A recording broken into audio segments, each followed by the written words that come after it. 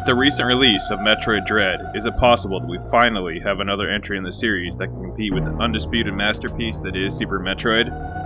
In this new series on my channel, I will be pitting these two titans of the Metroidvania genre up against each other in a game versus game style video to determine which Metroid game reigns supreme.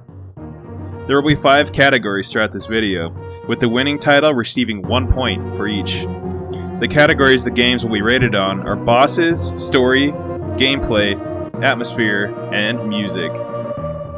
Super Metroid has been mine and countless others' favorite game since I was a child, only rivaled by Ocarina of Time. This game is considered by many to not only be one of the best games in the Metroid series, but be one of the best games of all time. I have probably beaten Super Metroid about 20 times over the course of my life since its debut in 1994. Metroid Dread is the latest entry in the franchise, and many are already debating that it could be the best and knock Super Metroid off its throne finally. Metroid Dread is the first mainline entry in the series in almost 20 years, and it's already being received well by critics and players alike. I have already beaten Metroid Dread twice, once on normal and once on hard, so I'm fairly familiar with the game at this point. Who will be the champion in this situation? Will it be the tense, thrilling, and atmospheric Metroid Dread? Or will it be the perennial masterpiece known only as Super Metroid? Let's find out. In the first round, we are going to cover the bosses of Metroid Dread and Super Metroid. Bosses are one of the core elements to what make a Metroid game great. Bosses are the one factor of a game that can either make it or break it, and Metroid is known specifically for having over-the-top, grotesque, kaiju-inspired boss fights that are larger than life. Super Metroid is one of those games that pioneered and defined what a boss fight could be in a video game way back in 1994. Super Metroid has some of the most iconic boss fights in the series, such as Norfair's Crocomire, who you literally knock into a pit of acid and watch his face melt off, to Dragon, who you can electrocute to death with the grappling beam, to the disturbing mechanical monstrosity that is Mother Brain. There is no doubt that Super Metroid has some amazing boss fights. However, Metroid Dread takes what it did and amps it up to 10, having what I consider to be some of the best boss fights in the series. For example, Dread's version of Kraid is a white-knuckle thrill ride from start to finish and is probably the best iteration of Kraid in the series. Experiment Z57 is an absolute monstrosity and offers perhaps the most intense boss fight in the entire series. The final boss, Ravenbeak, is the Metroid boss fight perfected.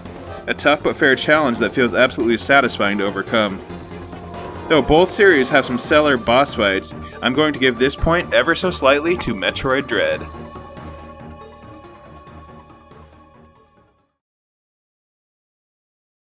Both Metroid Dread and Super Metroid have intriguing stories playing out in the background. Story in Metroid games is often very subtle, and often feels like an afterthought compared to the gameplay and level design.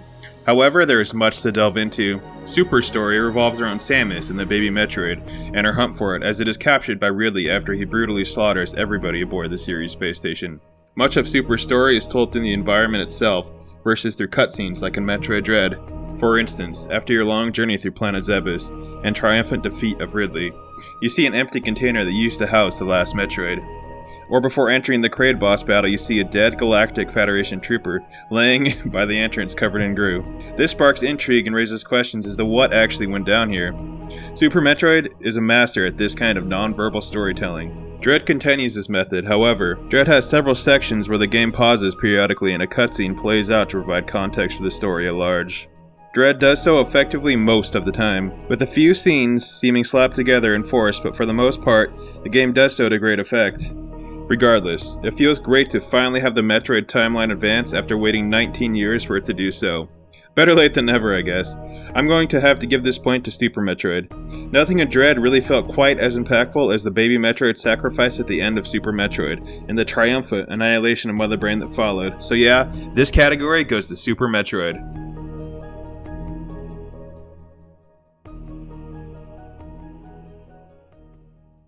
Both of these games are totally dripping with atmosphere and ambiance. Great atmospheric set pieces are a cornerstone of the Metroid series and what make a Metroid game a Metroid game. Super Metroid Planet Zebes is unrivaled when it comes to atmosphere. From the moment you touch down on Planet Zebes, it makes you feel extremely isolated, and also gives you a feeling of curiosity and leaves you wanting to know more about what happened here. The two best examples that encapsulate the atmosphere of Super Metroid best are the ghostly wrecked ship and the underground caverns of Meridia. These areas both have hauntingly beautiful soundtracks and an unsettling design. A sense of melancholy in these areas is something beautiful and mysterious.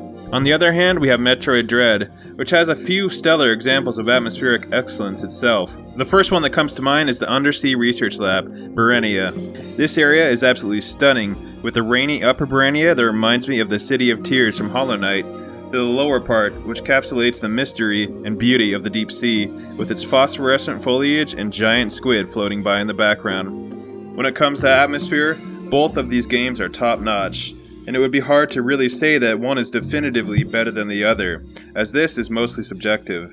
And for that reason, I'm giving them a tie for this category. Super Metroid pioneered the Metroidvania genre, and is one of the first games to do many things, and it is well known for speedrunning and sequence breaking. However, as far as Metroid games go, Super Metroid has been widely criticized for its floaty controls and feels, and lacking many features of modern Metroid games. Super Metroid's controls and gameplay were revolutionary and still hold up to this day, however. There are others in the franchise that do it much better. Metroid Zero Mission is one of those prime examples. It has quick and fluid gameplay and added many features such as the ability to cling to ledges. The gameplay of Metroid Dread is simply on another level entirely. Metroid Dread plays like a dream and has the tightest gameplay out of any Metroid game to date. Borrowing from Samus Returns, you can now aim your arm cannon 360 degrees, and you can also slide under tight spaces to avoid enemies, and more specifically, the Emmy, which is a very welcome addition. You really can't get any better than Metroid Dread when it comes to gameplay and controls. And this is part of what makes the game so fun and so addicting. The game is challenging, but it is also very fair. The game starts out very difficult, but gets easier as you go along and get a better mastery of how Samus feels and controls. The biggest strength of Dread is its sense of progression you get, not just from collecting items, but getting better as a player yourself. During my hard mode playthrough, I noticed that I was taking down enemies that took me many attempts my first time through with relative ease, and barely taking any damage at all. It is a satisfying feeling that you only get from games as expertly crafted as Metroid Dread. For that reason, the winner of the gameplay category goes to none other than Metroid Dread. The final category in the showdown is music. The music in Super Metroid is so iconic that it has been reused many times over throughout the series. Take, for example, the Lower Norfair theme. This theme was used for many hot areas in Metroid games for almost 2 decades now, with Metroid Dread finally breaking this trend. The number of times Super Metroid's music has been reused and remixed over the years speaks volumes about just how great it is. Super Metroid was the birthplace of many iconic tracks such as Lower Norfair, Brinstar, Red Soil Area, Ridley Boss Battle theme, and the theme of Samus Aran. No game in the series even comes close to the number of absolute bangers that spawn from Super Metroid. The music in Metroid Dread is still very good as well. However, they went in a different direction and went more for ambient and subtle music to convey a sense of dread. Well, except for the boss themes, which absolutely slap.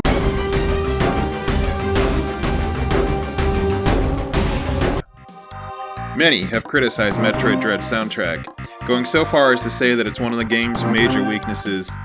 Metroid Dread has some pretty stellar tracks, being the Artaria theme, Kraid Boss Battle, Barenia theme, and the Experiment Z57 Boss Battle theme. When it's all said and done though, the music in Metroid Dread can't hold a candle to the music in Super Metroid. The winner of the final category by far goes to Super Metroid. It's been a close battle, so let's recap the action so far.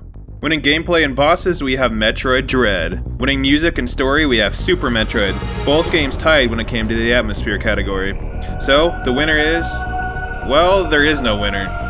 Metroid Dread is the game that is finally able to stand shoulder to shoulder with Super Metroid, and that's the biggest compliment there is, really.